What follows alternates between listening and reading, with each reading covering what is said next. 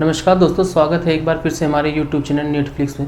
दोस्तों, हम लोगों ने लास्ट लेक्चर में एसिड और एस्टर का नॉमेनक्लेचर पढ़ा था। मैंने आपको बताया था कि एसिड और एस्टर का जो मॉलिक्यूलर फार्मूला होता है वो सेम होता है, CnH2nO2। ठीक है।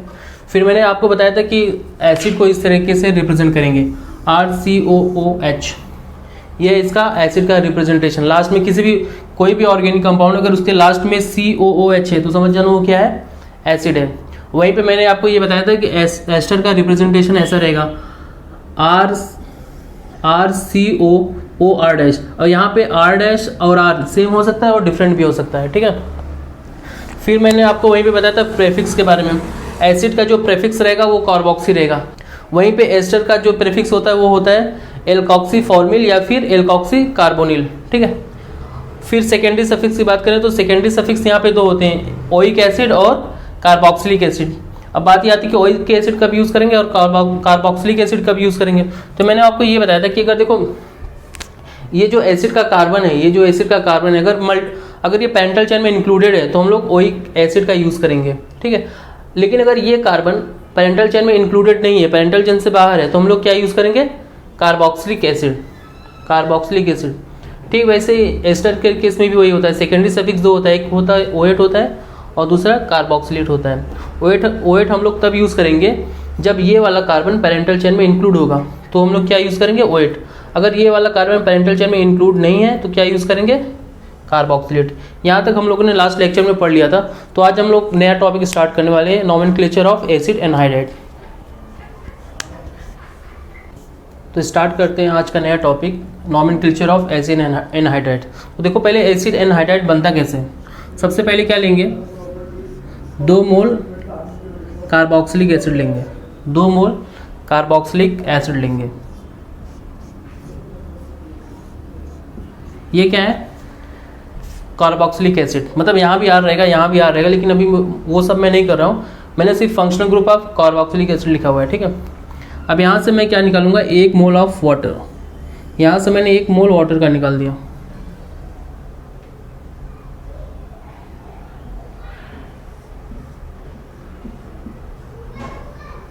देखो यहाँ से 2 H2 और 1 ऑक्सीजन निकल गया, तो क्या बच रहा है, C डबल बॉन्ड हो, नीचे भी C डबल बॉन्ड हो, और यहाँ पे देखो ऑक्सीजन निकल गया है, बच रहा है सिर्फ 1 ऑक्सीजन। तो इस ऑक्सीजन को मैंने बीच में लगा दिया और कार्बन को जोड़ दिया इधर। तो ये क्या बन गया अपना, एसिड एनहाइड्राइड। ये क्या बन गया, एसिड एनहाइड्राइड। तो मैंने क्या किया, पहले 2 मोल कार्बोक्सिलिक एसिड लिया, मतलब उनका फंक्शनल ग्रुप लिया। फिर मैंने क्या किया, 1 मोल वाटर का निकाल दिया। फिर इन दोनों मॉलिक्यूल को 1 ऑक्सीजन से जोड़ दिया, तो क्या बन गया अपना, एसिड एनहाइड्राइड। ठीक है। देखो अगर प्रीफिक्स की बात करूं तो यहाँ पे एसिड एनहाइड्राइड का कोई प्रीफिक्स नहीं होता। एसिड एनहाइड्राइड के केस में कोई प्रीफिक्स नहीं होता। अगर बात करूं सेकेंडरी सफिक्स की बात करूं तो यहाँ भी 2 सेकेंडरी सफिक्स रहेगा। एक रहेगा ओइक एनहाइड्राइड, एक रहेगा ओइक एनहाइड्राइड। अब देखो ये जो एसिड एनहाइड्राइड है वो बन किससे रहा है, कार्बोक्सिलिक एसिड से। और कार्बोक्सिलिक एसिड का सेकेंडरी सफिक्स क्या था, ओइक एसिड ना, इसलिए मैंने यहाँ पे ओइक लगा दिया। अब क्योंकि ये एनहाइड्राइड है इसलिए लास्ट में एनहाइड्राइड, तो इसका पूरा जो सेकेंडरी सफिक्स रहेगा वो क्या रहेगा, ओइक एनहाइड्राइड। अच्छा, ये ओइक एनहाइड्राइड तब रहेगा जब हम लोग कार्बन को इंक्लूड करेंगे पेरेंटल चेन में। ठीक है।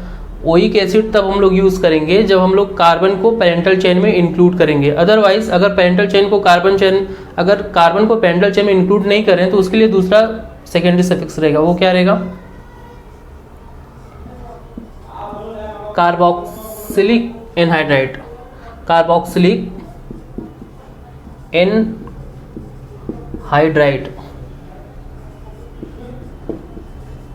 Carboxylic anhydride. अब देखो आपको याद रहेगा कि हम लोग कार्बोक्सिलिक एसिड में भी 2 सेकेंडरी सफिक्स पढ़े थे। एक क्या था, ओइक एसिड, दूसरा क्या था, कार्बोक्सिलिक एसिड। तो यहाँ पे क्योंकि ये एनहाइड्राइड है और बन किससे रहा है, कार्बोक्सिलिक एसिड से, तो इसलिए ओइक एनहाइड्राइड। और ये कब यूज़ करेंगे, जब कार्बन को पेरेंटल चेन में इंक्लूड करेंगे। अगर कार्बन को पेरेंटल चेन में इंक्लूड नहीं करें तो क्या करेंगे, तो क्या सेकेंडरी सफिक्स रहेगा, कार्बोक्सिलिक एनहाइड्राइड। आधी बात समझ में? देखो ये दो एग्जाम्पल देखो, ये दो एग्जाम्पल देखो। अब देखो ये देख के तो आपको समझ में आ गया रहेगा कि ये क्या है, एसिड एनहाइड्राइड। क्यों? सी डबल बॉन्ड ओ और दोनों के बीच में क्या है, oxygen. C double bond O दोनों के बीच में क्या है, ऑक्सीजन। तो ये देख के आपको समझ में आ जाना चाहिए कि ये ऑर्गेनिक कंपाउंड कौन सा है, एसिड एनहाइड्राइड। अब देखो इसका नॉमेनक्लेचर कैसे, इसका नेमिंग कैसे करेंगे।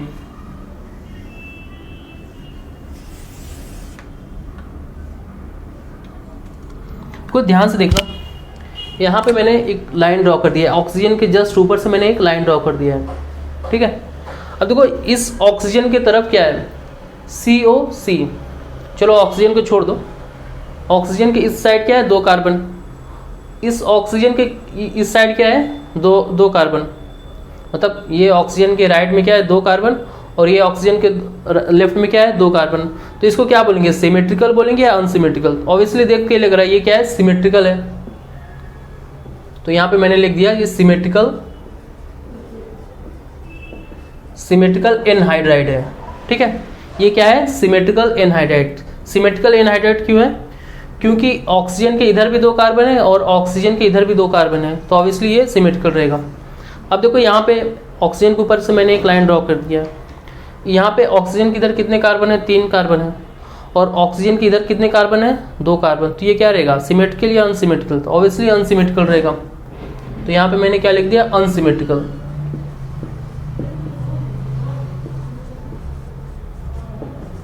अनसिमेट्रिकल एनहाइड्राइड, ठीक है। अब देखो इसका नेमिंग कैसे करेंगे, बस थोड़ा सा डिफरेंस होता है सिमेट्रिकल और अनसिमेट्रिकल के केस में। देखो यहाँ पे ना अगर सिमेट्रिकल है, जैसे यहाँ भी 2 कार्बन है, यहाँ भी 2 कार्बन, टोटल कितने कार्बन हो गए, 4 कार्बन। तो अगर सिमेट्रिकल है ना, तो हम लोग 4 कार्बन के लिए रूट वर्ड नहीं लिखेंगे। एक बार वापस से सुनो, अगर ये 4 कार्बन है, मतलब ऑर्गेनिक कंपाउंड सिमेट्रिकल है, तो जितने भी कार्बन, अभी जैसे ये एग्जाम्पल है हमारे सामने, यहाँ पे 4 कार्बन है, और क्योंकि ये ऑर्गेनिक कंपाउंड कैसा है, सिमेट्रिकल है, तो हम लोग 4 के लिए रूट वर्ड नहीं लगाएंगे, बल्कि 4 का आधा कितना होता है, 2 होता है, तो 2 के लिए रूट वर्ड लगाएंगे। अब देखो पहले मैं फॉर्मूला लिख लेता हूँ। देखो यहाँ पे कोई साइड चेन है नहीं, तो साइड चेन है नहीं तो प्रीफिक्स लिखने का कोई मतलब नहीं है। तो यहाँ पे मैं सीधे लिख रहा हूँ root word plus primary suffix then secondary suffix, ठीक है। ये हो गया हमारा फॉर्मूला। अब देखो रूट वर्ड क्या रहेगा, तो मैंने अभी आपको जस्ट बताया कि हम लोग 4 कार्बन के लिए रूट वर्ड नहीं लिखेंगे, बल्कि 2 कार्बन के लिए लिखेंगे। अगर सिमेट्रिकल है तो दो कार्बन के लिए रूट वर्ड क्या रहेगा, एथ रहेगा, ETH, ठीक है। अब प्राइमरी सफिक्स क्या है, एन रहेगा। एन क्यों रहेगा, क्योंकि सबके सब सिंगल बॉन्ड है, इसलिए एन रहेगा, ठीक है। सेकेंडरी सफिक्स क्या है, सेकेंडरी अभी मैंने आपको बताया कि एसिड एनहाइड्राइड हो तो सेकेंडरी सफिक्स क्या रहेगा, ओइक एनहाइड्राइड, ओइक एनहाइड्राइड। ये हो गया इसका नेमिंग। देखो इथेनोइक एनहाइड्राइड, ठीक है। एक बार मैं वापस से रिपीट कर रहा हूँ। देखो ये सबसे पहले हम लोग क्या देखेंगे कि सिमेट्रिकल है या अनसिमेट्रिकल है। कैसे देखेंगे, ऑक्सीजन के ऊपर से एक लाइन ड्रॉ करेंगे, उसके बाद देखेंगे ऑक्सीजन के इधर कितने कार्बन है और ऑक्सीजन के इधर कितने कार्बन है, दोनों साइड क्या है, 2 कार्बन है, तो ये क्या है, सिमेट्रिकल। अगर सिमेट्रिकल है तो जितना कार्बन है उसका रूट वर्ड नहीं लिखेंगे, बल्कि उसके आधे का कार्बन का रूट वर्ड लिखेंगे। यहाँ पे 4 कार्बन है तो 4 कार्बन के लिए रूट वर्ड ब्यूटेन नहीं लगाएंगे, बल्कि 2 कार्बन के लिए इथेन लगाएंगे, ठीक है। लास्ट में क्या लिख देंगे, ओइक एनहाइड्राइड। आधी बात समझ में? अब देखो यहाँ पे आते हैं, ये तो हो गया हमारा, ये हमारा हो गया नेमिंग इसका। अब यहाँ पे देखो, यहाँ पे मैंने ऑक्सीजन के ऊपर एक लाइन ड्रॉ किया है। उसके बाद देखेंगे कि सिमेट्रिकल या अनसिमेट्रिकल। इधर देखो 3 कार्बन है, इधर कितने कार्बन है, 2 कार्बन है, तो ये क्या है, अनसिमेट्रिकल। उसके बाद देखो हम लोग अभी क्या करेंगे ना, दोनों साइड का नेमिंग करेंगे, मतलब 3 कार्बन के लिए भी नेमिंग करेंगे और 2 कार्बन के लिए भी नेमिंग करेंगे। यहाँ पे थोड़ा सा देखो फर्क है, सिमेट्रिकल के केस में क्या था, बस एक साइड का नेमिंग करते थे, मतलब चाहे यहाँ का कर लो चाहे यहाँ का कर लो। बट यहाँ पे ये अनसिमेट्रिकल है, यहाँ 3 है और यहाँ पे 2 है, तो इसलिए हमारी मजबूरी कि हम लोग इसका भी नेमिंग करें और इसका भी नेमिंग करें। तो 3 कार्बन के लिए रूट वर्ड क्या रहेगा, प्रोप। 2 कार्बन के लिए क्या रहेगा, एथ। तो देखो प्रोप पी आता है ना, मतलब और एथ में ई आता है, अल्फाबेटिकली पहले कौन आता है, इथ आएगा, तो इसलिए पहले नेमिंग हम लोग इसका करेंगे। तो क्या लिखेंगे, एथ, ठीक है। और लास्ट में क्या लगाएंगे, देखो हमारा फॉर्मूला क्या है, root word primary suffix then secondary suffix. तो रूट वर्ड क्या लिख दिया मैंने, एथ। अब सबके सब सिंगल बॉन्ड है इसलिए इथेन, ठीक है। अच्छा देखो यहाँ पे ना ई आ रहा है, एन में ए एन ई, और ई के जस्ट बाद ऑक्सीजन आ रहा है, इसलिए हम लोग ई को ड्रॉप कर देंगे। यहाँ पे मैंने ई को ड्रॉप कर दिया है, ठीक है। इथेनोइक, और देखो एथ लिख दिया, 2 कार्बन है इसलिए एथ, सबके सब सिंगल बॉन्ड है इसलिए एन, और फॉर्मूले में लास्ट में क्या है, सेकेंडरी सफिक्स। सेकेंडरी सफिक्स क्या रहेगा, ओइक एनहाइड्राइड। बट एनहाइड्राइड हम लोग पहले नहीं लिखेंगे, एनहाइड्राइड एकदम लास्ट में लिखेंगे, सिर्फ क्या लिखेंगे, ओइक। तो मैंने लिख दिया ओइक, ठीक है। अब देखो ई के जस्ट बाद वो ऑक्सीजन आ रहा है इसलिए हम लोग ई को ड्रॉप कर देंगे, इथेनोइक, ठीक है। इथेनोइक, ये इसका नेमिंग हो गया। अब इसका नेमिंग करेंगे, कितने कार्बन है, 3, तो 3 के लिए रूट वर्ड क्या रहेगा, प्रोप। तो PROP, prop. Primary suffix ane, ane. Secondary suffix oic. अब देखो ओ आ रहा है ना इसलिए ई को ड्रॉप कर देंगे, तो ओइक। तो यहाँ भी ओइक, यहाँ भी ओइक। अब लास्ट में मतलब पूरा जब अगर पूरा नेमिंग हो गया रहेगा तो लास्ट में हम लोग क्या लिखेंगे, एनहाइड्राइड, एनहाइड्राइड। तो ये हो गया इसका complete naming, ethanoic, propanoic, anhydride. आधी बात समझ में। देखो दोनों में डिफरेंस क्या है। सबसे पहले हम लोग क्या करेंगे, सबसे पहला स्टेप रहेगा कि हम लोग देखेंगे ये सिमेट्रिकल है या अनसिमेट्रिकल। तो कैसे करेंगे, ऑक्सीजन के ऊपर से एक लाइन ड्रॉ करेंगे, देखेंगे इधर कितने कार्बन है, इधर कितने कार्बन है। अगर दोनों साइड सेम सेम कार्बन है तो मतलब सिमेट्रिकल है। तो सिमेट्रिकल के केस में जितना कार्बन रहेगा उसके आधे कार्बन का हम लोग रूट वर्ड लगाएंगे, ठीक है। और बाकी का रूल्स तो सब सेम ही है, फॉर्मूला सेम रहेगा। फिर देखेंगे, फिर इसमें देखो अगर अनसिमेट्रिकल है मतलब दोनों साइड में कार्बन डिफरेंस है, यहाँ पे 2 है यहाँ पे 3 है, ठीक है। तो उसके लिए हम लोग क्या करेंगे, देख दोनों साइड का नोमेनक्लेचर करेंगे, मतलब दोनों साइड का नेमिंग करेंगे। देखो यहाँ पे 2 है तो 2 के लिए इथेनोइक, 3 है तो 3 के लिए प्रोपेनोइक, और लास्ट में क्या लिखेंगे, एनहाइड्राइड। आधी बात समझ में। तो नेक्स्ट हमारा टॉपिक है अमाइड, नोमेनक्लेचर ऑफ अमाइड। तो देखो ये अमाइड का फंक्शनल ग्रुप, ये सब देखो फंक्शनल ग्रुप में स्टार्टिंग में बता चुका हूँ। CONS2 मतलब अगर किसी ऑर्गेनिक कंपाउंड के लास्ट में CONS2 है तो वो क्या है, अमाइड है, ठीक है। अब देखो इसका जो रिप्रेजेंटेशन रहेगा,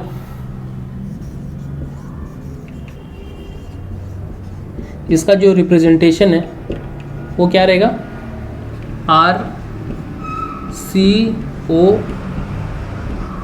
RCONS2। देखो यहाँ पे R क्या है, वो कार्बन का स्केलेटन रहेगा, मतलब वो 3 कार्बन का हो सकता है, 4 कार्बन का, 5 कार्बन का, कुछ भी हो सकता है। और लास्ट में क्या रहेगा, CONS2। अगर लास्ट में CONS2 तो समझ जाना वो क्या है, अमाइड है, ठीक है। इसका जो मॉलिक्यूलर फॉर्मूला है वो क्या है, तो CnS2n। अच्छा देखो मैंने आपको एल्केन का फॉर्मूला बताया था, एल्केन का फॉर्मूला क्या था, CnS2n+2। ये क्या था, एल्केन का फॉर्मूला। तो हम क्या करेंगे, एल्केन के फॉर्मूले में एक हाइड्रोजन कम कर देंगे, मतलब यहाँ पे 2 था ना तो यहाँ पे 1 कर देंगे, और लास्ट में ये फंक्शनल ग्रुप लगा देंगे, यानी कि CONH2। ये हो गया हमारा अमाइड का फॉर्मूला, ठीक है। CnS2n+1 CONS2। बात करें अगर इसकी प्रेफिक्स की, तो प्रेफिक्स क्या रहेगा, कार्बामॉइल, कार्बामॉइल। अगर बात करें सेकेंडरी सफिक्स की,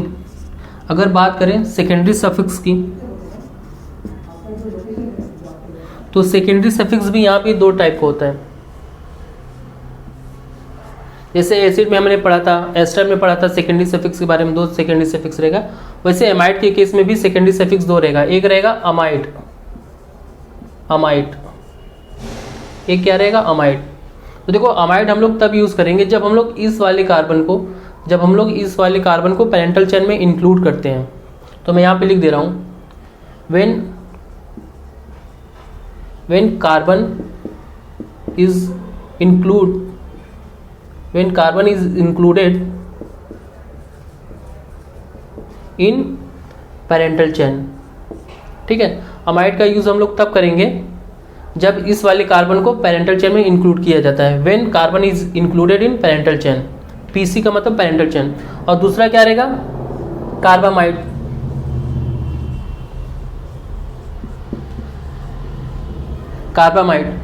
तो कार्बामाइड में क्या रहेगा, इसका जस्ट अपोजिट हो जाएगा, when carbon is not included, when carbon is not included in PC मतलब पेरेंटल चेन। तो एक बार वापस से देख लो, ये हो गया इसका रिप्रेजेंटेशन CONH2। अगर किसी ऑर्गेनिक कंपाउंड के लास्ट में CONH2 आ रहा है तो वो क्या है, अमाइड है, ठीक है। ये इसका फंक्शनल ग्रुप है, इसका रिप्रेजेंटेशन कैसा रहेगा, RCONH2। ये R क्या है, वो कार्बन हाइड्रोजन का स्केलेटन रहेगा, मतलब कार्बन 2 कार्बन का भी हो सकता है, 3 का, 4 का, 5 का, कुछ भी हो सकता है, ठीक है। मॉलिक्यूलर फॉर्मूला क्या रहेगा, हम लोग पहले क्या लिखेंगे, एल्किन का फॉर्मूला, वहाँ पे लास्ट में 2 रहता है, एक हटा के लास्ट में क्या ऐड कर देंगे, CONH2, मतलब CnH2n+1 CONH2 हो गया, ठीक है। प्रेफिक्स क्या रहेगा, कार्बामॉइल, प्रीफिक्स क्या रहेगा, कार्बामॉइल। सेकेंडरी सफिक्स क्या होता है, 2 होता है, एक रहेगा अमाइड, दूसरा रहेगा कार्बामाइड। अमाइड का इस्तेमाल हम लोग तब यूज़ करते हैं, मतलब अमाइड का यूज़ तब होता है जब इस वाले कार्बन को पेरेंटल चेन में इंक्लूड करते हैं। अगर इस वाले कार्बन को पेरेंटल चेन में इंक्लूड नहीं कर रहे हैं तो क्या रहेगा, कार्बामाइड। आती बात समझ में।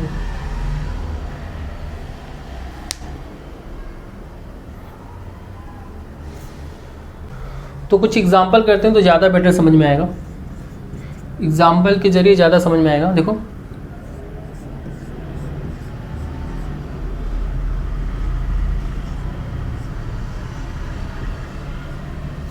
देखो यहाँ पे एक ऑर्गेनिक कंपाउंड है जिसके लास्ट में क्या आ रहा है, CONH2।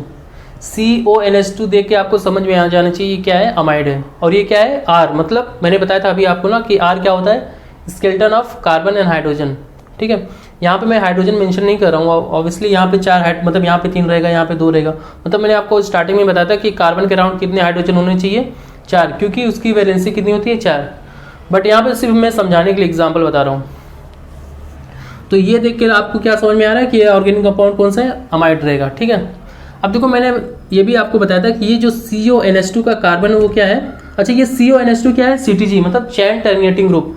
और जो चैन टर्मिनेटिंग ग्रुप का जो कार्बन होता है उसको हमेशा फर्स्ट पे रखा जाता है। तो मैंने मतलब नेमिंग यहाँ से स्टार्ट किया, सॉरी इसका नंबरिंग यहाँ से स्टार्ट किया, 1 2 3 4, ठीक है।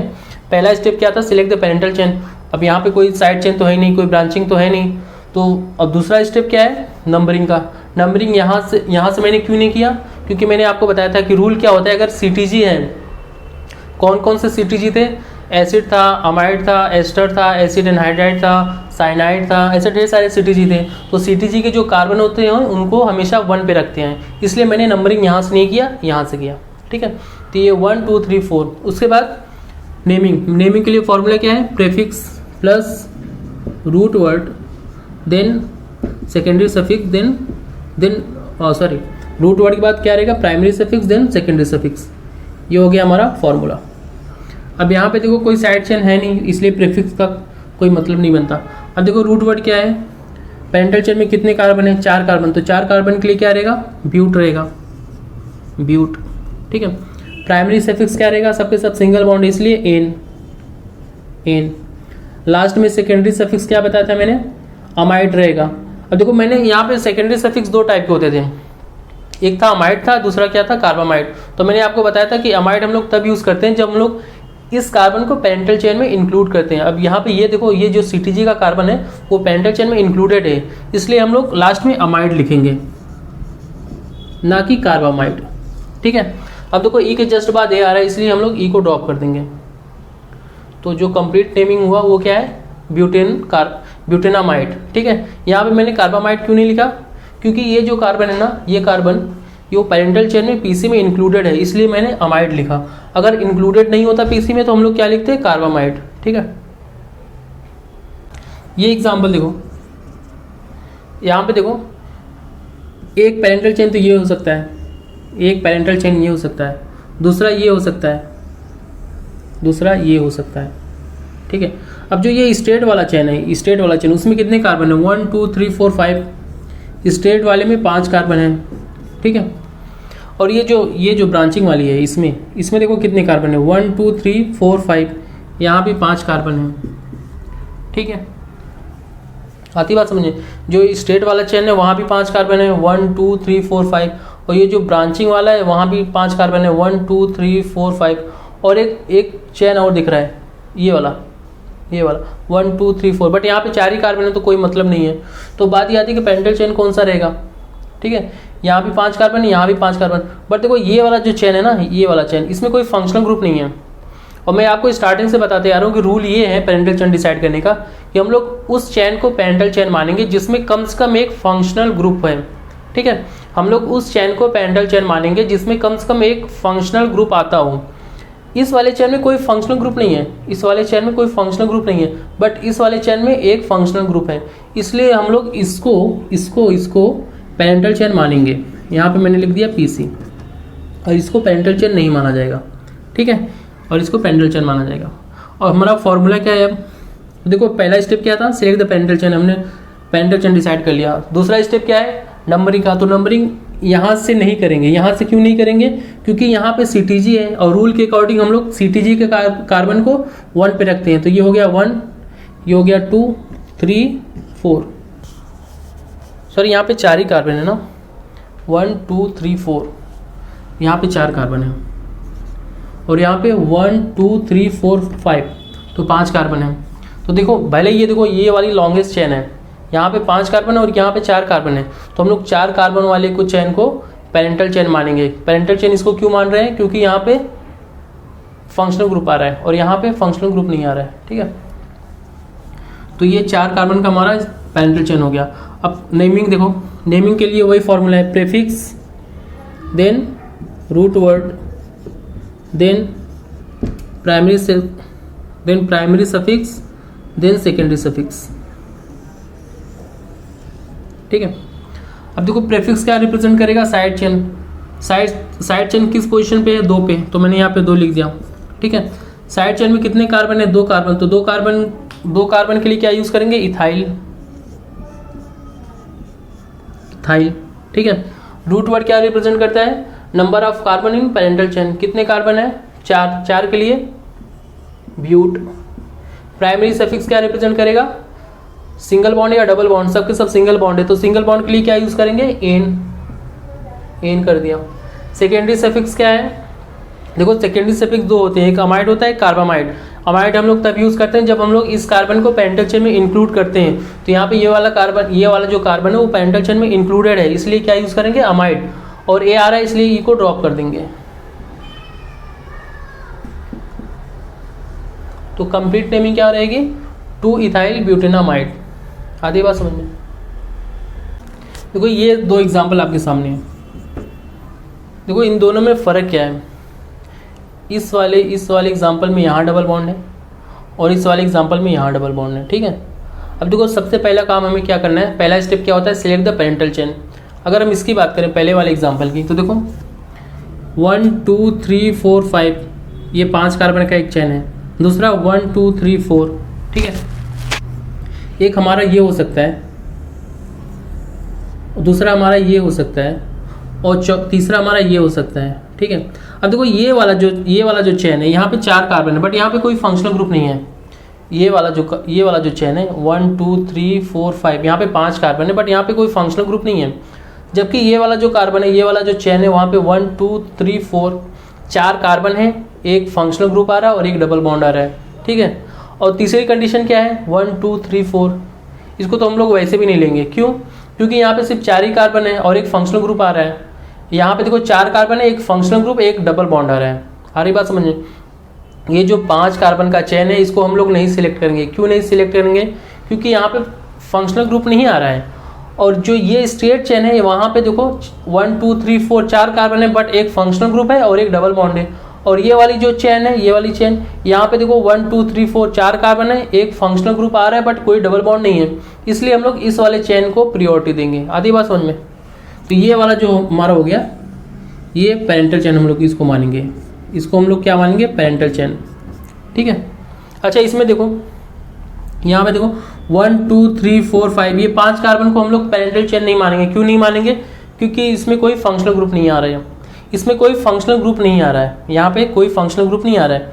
और देखो इसमें देखो यहाँ पे 4 कार्बन है, 1, 2, 3, 4, 1, 2, 3, 4, बट एक फंक्शनल ग्रुप है। और यहाँ पे देखो, यहाँ पे भी 4 कार्बन है, लेकिन यहाँ पे देखो फंक्शनल ग्रुप आ रहा है और एक डबल बॉन्ड भी आ रहा है।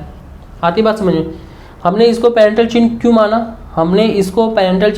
इसको क्यों नहीं माना, क्योंकि इसमें कोई डबल बॉन्ड नहीं है, फंक्शनल ग्रुप तो है, वो तो इसमें भी है, बट यहाँ पे कोई डबल बॉन्ड नहीं है, जबकि यहाँ पे डबल बॉन्ड है, इसलिए हम लोग इसको प्रायोरिटी देंगे। आती बात समझ में?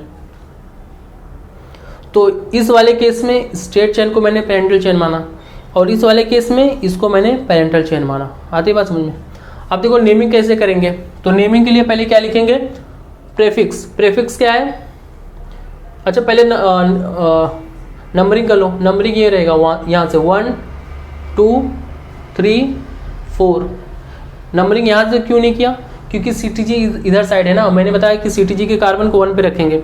यहाँ भी देखो 1 2 3 3 एंड 4। ठीक है, अब इसकी पहले नेमिंग कर लेते हैं।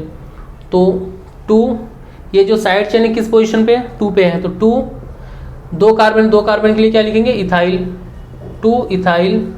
उसके बाद रूट वर्ड क्या है? 1 2 3 4, 4 कार्बन के लिए रूट वर्ड क्या रहेगा? ब्यूट।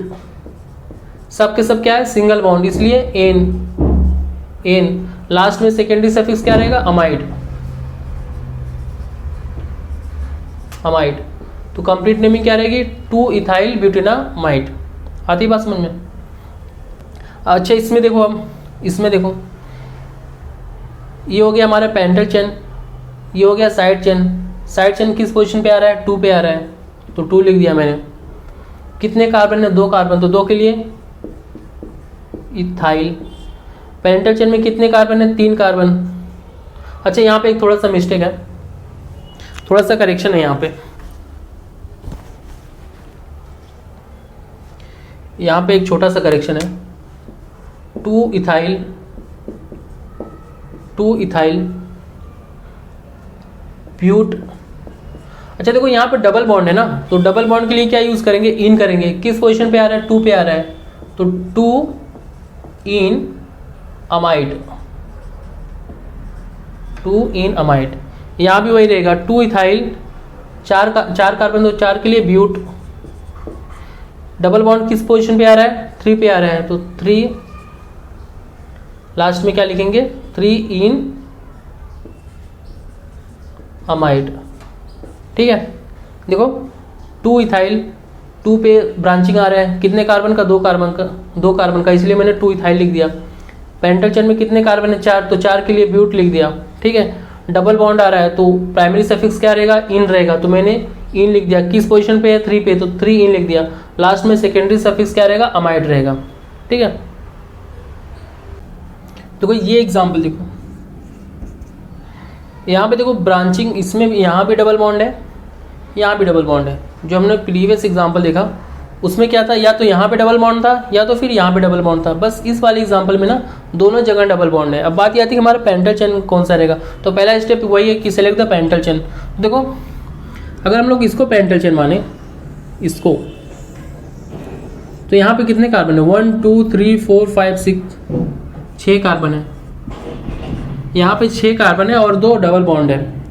इस वाले चेन में 6 कार्बन है और 2 डबल बॉन्ड है, बट यहाँ पे कोई फंक्शनल ग्रुप नहीं आ रहा है। जबकि इस वाले चेन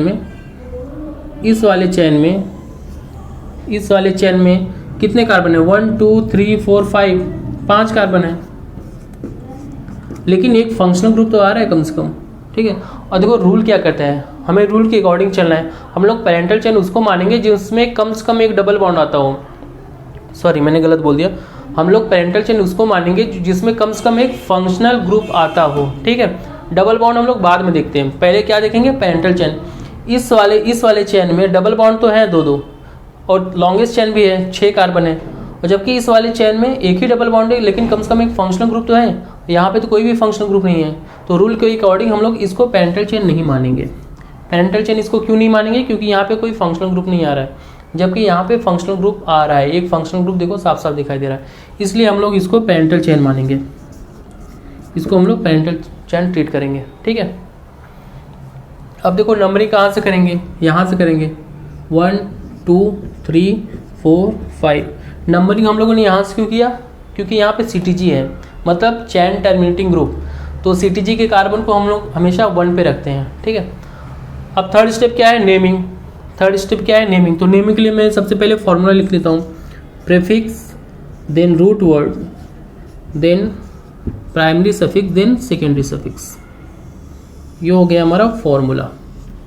ठीक है, अब देखो प्रीफिक्स क्या रिप्रेजेंट करेगा, साइड चेन। तो देखो ये हो गया हमारा पेरेंटल चेन, और ये हमारा क्या हो गया, सब्स्टिट्यूएंट मतलब साइड चेन। तो साइड चेन किस पोजीशन पे है, 2 पे, तो मैंने लिख लिया यहाँ पे 2। ठीक है, अच्छा कितने कार्बन है, 2 कार्बन, तो 2 के लिए मैंने क्या लिख लिया, इथ। 2 के लिए क्या लिख दिया, इथ। डबल बॉन्ड है ना, तो डबल बॉन्ड के लिए क्या लिखेंगे,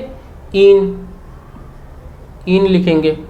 अब देखो क्योंकि ये एज ए सब्स्टिट्यूएंट हम लोग इसको ट्रीट कर रहे हैं, जैसे 3 कार्बन का सब्स्टिट्यूएंट होता है तो क्या बोलते हैं, प्रोपाइल। लास्ट में क्या आ रहा है, देखो प्रोपाइल, लास्ट में क्या आ रहा है, आइल आ रहा है। अगर 2 कार्बन का होता तो इथाइल। ठीक है, 1 कार्बन का होता तो मिथाइल। तो वैसे ही हम लोग ना इसको जब हम लोग एज ए सब्स्टिट्यूएंट मानेंगे तो हम लोग लास्ट में क्या लिखेंगे, आइल। ठीक है, यहाँ पे हम लोगों ने इथाइल क्यों नहीं लिखा, एथ इन आइल क्यों लिखा, क्योंकि यहाँ पे डबल बॉन्ड है ना। अगर देखो कार्बन कार्बन सिंगल बॉन्ड होता और इसको एज ए सब्स्टिट्यूएंट ट्रीट करते तो हम लोग क्या लिखते, इसको इथाइल लिखते, सीधे इथाइल लिखते। अगर 3 कार्बन का होता सबके सब सिंगल बॉन्ड होते तो क्या लिखते, प्रोपाइल।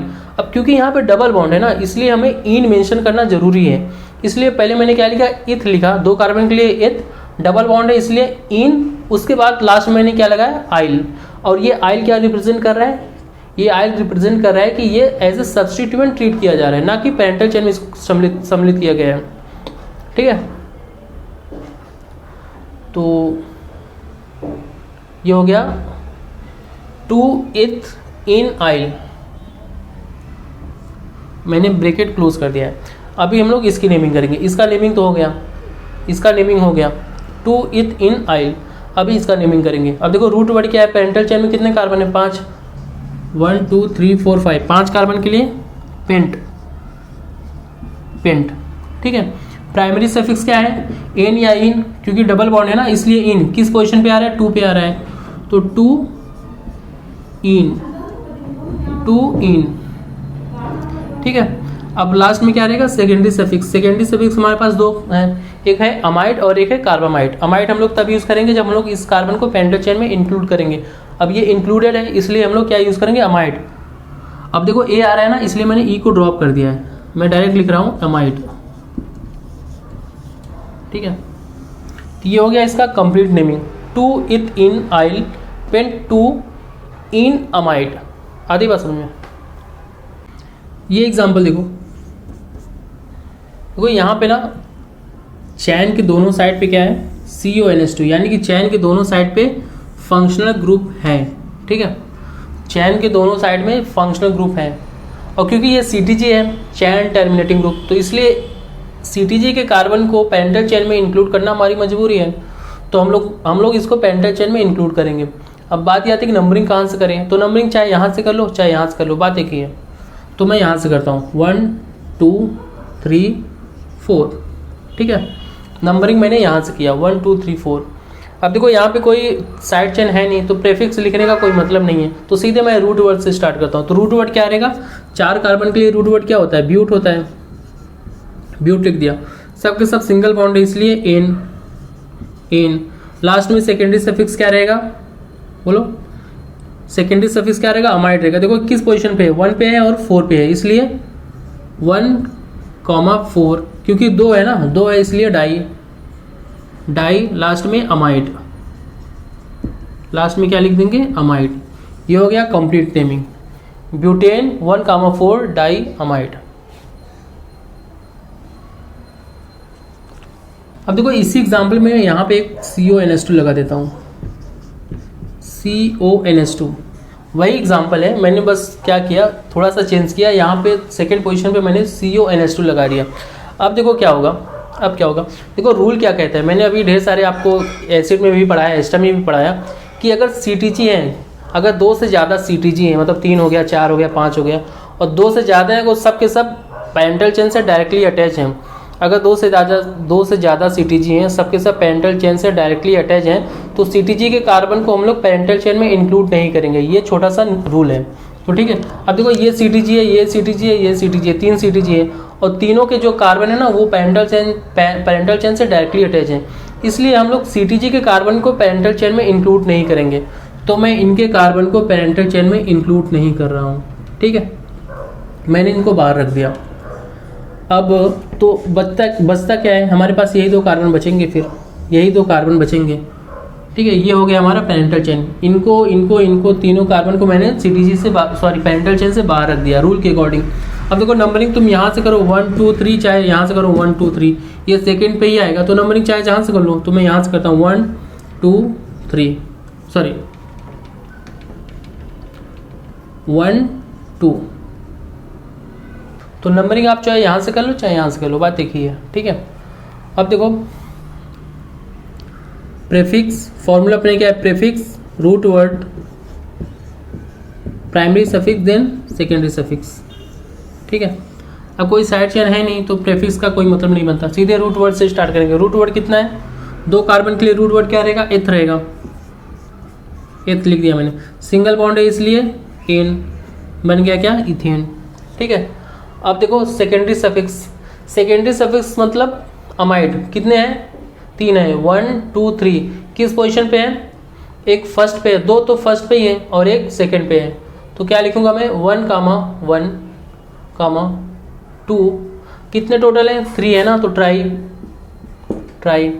अब देखो सेकेंडरी सफिक्स मैंने बताया था 2 होता है, एक होता है अमाइड, एक होता है कार्बामाइड। अमाइड हम लोग तब यूज करते हैं जब हम लोग इस वाले कार्बन को पेरेंटल चेन में इंक्लूड करते हैं, बट यहाँ पे कोई भी कार्बन पेरेंटल चेन में इंक्लूडेड नहीं है, इसलिए हमारी मजबूरी है कार्बामाइड लिखना। तो मैंने यहाँ पे लिख दिया ट्राई कार्बामाइड,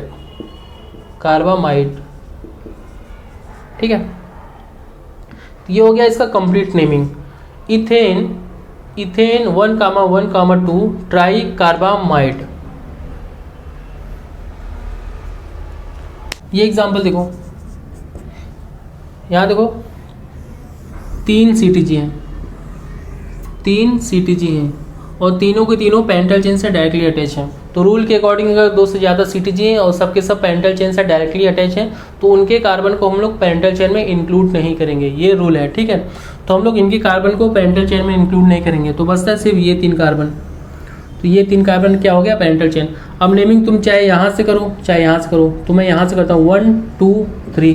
अगर यहाँ से करते तो 1 2 3, तो तभी ये 2 पे ही आता, तो मैंने यहाँ से किया 1 2 3, ठीक है। अब देखो यहाँ पे कोई साइड चेन है नहीं तो प्रेफिक्स लिखने का कोई मतलब नहीं है, तो सीधे रूट वर्ड से स्टार्ट करते हैं। रूट वर्ड क्या रहेगा, 1 2 3 कार्बन के लिए रूट वर्ड क्या रहेगा, प्रोप, सबके सब सिंगल बॉन्ड इसलिए एन, प्रोपेन।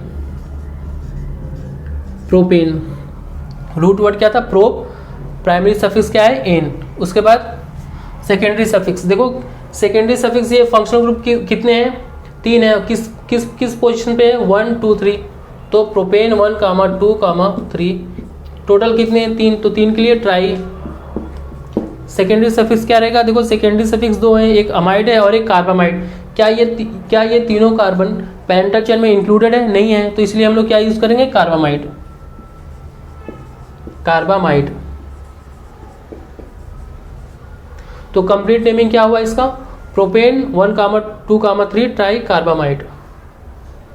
ये एग्जांपल देखो, ये एग्जांपल पिछले एग्जांपल जैसा ही है, बस फर्क क्या है, पिछले वाले एग्जांपल में CONH2 जो था ना वो डायरेक्टली अटैच था कार्बन से, जो ये CONH2 था वो डायरेक्टली अटैच था कार्बन से। अभी मैंने क्या कर दिया, यहाँ पे बीच में CH2 लगा दिया है, ठीक है। अब देखो टोटल कितने फंक्शनल ग्रुप हैं, 1 2 3 4 फंक्शनल ग्रुप हैं, ठीक है। क्या ये चारों के चारों पेरेंटल चेन से डायरेक्टली अटैच है, क्या नहीं है, देखो ये दोनों इनडायरेक्टली अटैच है, ये दोनों, ये CH2 से अटैच है, ये CH2 से अटैच है, जबकि ये दोनों ना ये दोनों डायरेक्टली पेरेंटल चेन से डायरेक्टली PC से अटैच हैं। अब रूल के अकॉर्डिंग क्या है, रूल देखो क्या है, रूल ये कहता है कि अगर 2 से ज़्यादा CTG हैं, अगर 2 से ज़्यादा CTG हैं और सबके सब डायरेक्टली पेरेंटल चेन से अटैच हैं तो हम लोग उसके कार्बन को पेरेंटल चेन में इंक्लूड नहीं करेंगे। बट यहाँ पे सिर्फ 2 ही कार्बन है, 2 ही CTG हैं जो डायरेक्टली PC से अटैच हैं, जबकि रूल के अकॉर्डिंग 3 होना चाहिए, 4 होना चाहिए, 5 होना चाहिए, बट यहाँ पे 2 ही हैं, तो इसलिए हम लोग CTG के कार्बन को पेरेंटल चेन में इंक्लूड कर सकते हैं। तो ये हो गया हमारा पेरेंटल चेन। आती है बात समझ में? देखो पिछले वाले एग्जाम्पल में हमने इस कार्बन को और इस कार्बन को पेरेंटल चेन में PC में नहीं रखा था। क्यों नहीं रखा था? क्योंकि वहाँ पे 3 CTG वहाँ पे 3 CTG थे जो PC से डायरेक्टली अटैच हैं, यहाँ पे सिर्फ 2 ही CTG हैं, इसलिए मैंने इनके कार्बन को, CTG के कार्बन को पेरेंटल चेन में रखा है। ठीक है, तो ये हो गया हमारा पेरेंटल चेन। अब देखो नंबरिंग चाहे तुम यहाँ से करो चाहे यहाँ से करो, बात एक ही है। तो मैं यहाँ से करता हूँ 1 2 3 4 5। ठीक है, अब देखो अपना फॉर्मूला क्या है, फॉर्मूला ये prefix then root word then primary suffix then secondary suffix, ये हो गया हमारा रूट वर्ड। ठीक है, अब देखो प्रीफिक्स क्या है, प्रीफिक्स क्या है, साइड चेन है। अच्छा देखो साइड चेन में क्या है, एक है CH2, CH2 के लिए हम लोग क्या यूज़ करते हैं, अगर CH2 मतलब ये एज ए सब्स्टिट्यूएंट ट्रीट हो रहा है ना, ये भले ही फंक्शनल ग्रुप है लेकिन एज ए सब्स्टिट्यूएंट ट्रीट किया जा रहा है, मतलब ये चेन है हमारा, साइड चेन है। तो CH2 के लिए क्या यूज़ करेंगे, मिथाइल, और इसके लिए क्या यूज़ करेंगे, प्रीफिक्स या सेकेंडरी सफिक्स। तो देखो मैंने आपको कई बार बताया कि अगर कोई भी फंक्शनल ग्रुप हो, कोई भी फंक्शनल ग्रुप हो, अगर वो एज ए सब्स्टिट्यूएंट ट्रीट हो रहा है तो उसका हम लोग प्रीफिक्स यूज़ करेंगे, ना कि उसका सेकेंडरी सफिक्स। तो ये CH2 साइड चेन के रूप में है, अभी ये एज ए सब्स्टिट्यूएंट ट्रीट किया जा रहा है, इसलिए हम लोग इसका प्रीफिक्स यूज़ करेंगे, ना कि सेकेंडरी सफिक्स। और मैंने इसका आपका प्रीफिक्स बताया, क्या है इसका प्रीफिक्स, कार्बामॉइल। इसका हो गया मिथाइल, इसका हो गया कार्बामॉइल। तो अल्फाबेटिकली पहले कौन आता है, कार्बामॉइल, इसलिए हम लोग कार्बामॉइल पहले लिखेंगे। तो देखो ये दोनों किस किस पोजीशन पे, 3 पे, तो मैंने लिख दिया 3,3। टोटल कितने हैं, 1 2, तो 20 लिख दिया, 20 का मतलब 2 है। ठीक है, एक मैंने ब्रैकेट लगा दिया। उसके बाद कार्बामॉइल, कार्बामॉइल, और इसके लिए क्या यूज़ करेंगे, मिथाइल।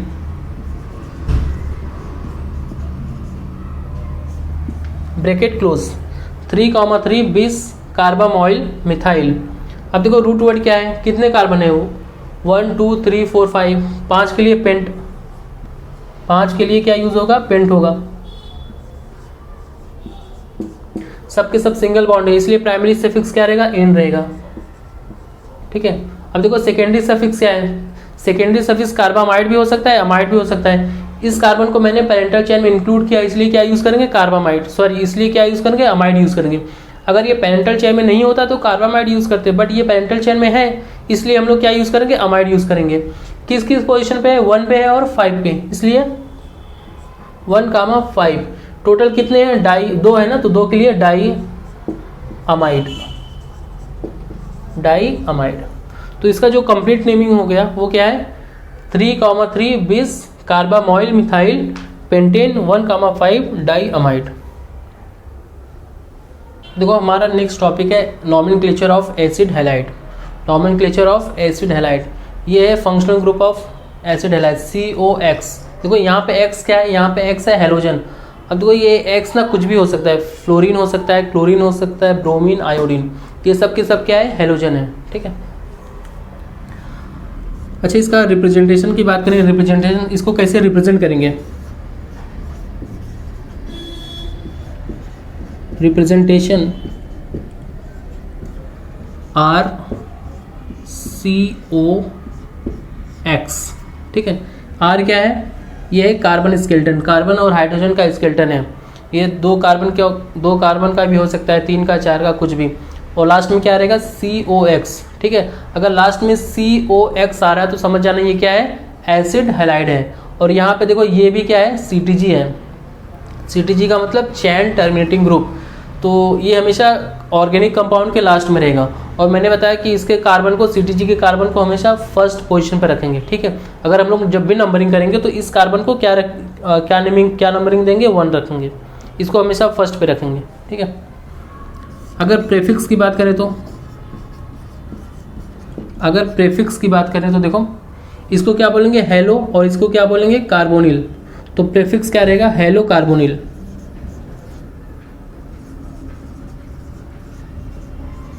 हेलो कार्बोनिल, या फिर हम लोग इसको हेलो फॉर्मिल भी बोल सकते हैं, हेलो फॉर्मिल,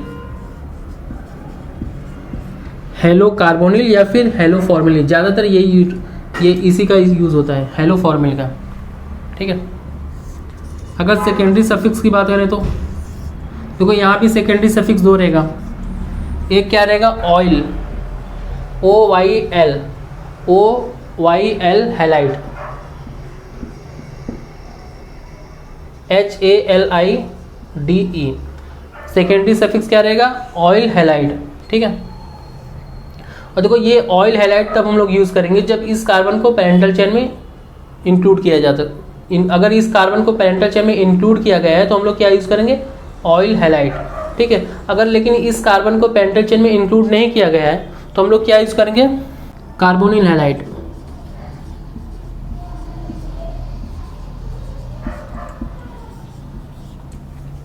ठीक है। अगर ये कार्बन CTG का कार्बन पैरेंटल चेन में इंक्लूडेड है तो सेकेंडरी सफिक्स क्या रहेगा? Oil halide. सेकेंडरी सफिक्स क्या रहेगा? Oil halide. अगर ये कार्बन CTG का कार्बन पैरेंटल चेन में यानी कि PC में इंक्लूडेड नहीं है तो क्या यूज, तो सेकेंडरी सफिक्स क्या रहेगा? Carbonyl halide. कार्बोनिल और ये क्या हो गया? हैलाइड, ठीक है। तो ये हो गया इसका एसिड हैलाइड का, ये क्या हो गया? रिप्रेजेंटेशन, मतलब सॉरी फंक्शनल ग्रुप COX। अगर ऑर्गेनिक कंपाउंड के लास्ट में COX दिख जाए तो क्या समझ जाना वो कौन सा ऑर्गेनिक कंपाउंड है? Acid halide. X का क्या मतलब होता है? हेलोजन। कौन कौन से हेलोजन होते हैं? फ्लोरीन, क्लोरीन, ब्रोमीन, आयोडीन, ठीक है। ये हो गया इसका रिप्रेजेंटेशन RCOX। R क्या है? ये कार्बन हाइड्रोजन का स्केलेटन होता है, मतलब कितने भी कार्बन का हो सकता है, 2 का, 3 का, 4 का, 5 का, कुछ भी हो सकता है। प्रेफिक्स क्या रहेगा? हेलो कार्बोनिल, हेलो कार्बोनिल या फिर हेलो फॉर्मिल, ज़्यादातर यही यूज होता है, हेलो फॉर्मिल, ठीक है। सेकेंडरी सफिक्स दो रहेगा, ऑयल हैलाइड या फिर कार्बोनिल हैलाइड। ऑयल हैलाइड का यूज़ तब करते हैं जब ये वाला कार्बन मतलब CTG का कार्बन PC में यूज़ होता है। अगर ये PC में इंक्लूडेड है तो ऑयल हैलाइड, अगर ये PC में इंक्लूडेड नहीं है तो कार्बोनिल हैलाइड। आधी बात समझ में? तो एसिड हैलाइड का हम लोगों ने ये बेसिक कॉन्सेप्ट पढ़ लिया। इसका मतलब प्रीफिक्स क्या रहेगा, सेकेंडरी सफिक्स क्या रहेगा, रिप्रेजेंटेशन क्या रहेगा। बाकी नॉमेनक्लेचर हम लोग नेक्स्ट लेक्चर में करेंगे, ठीक है।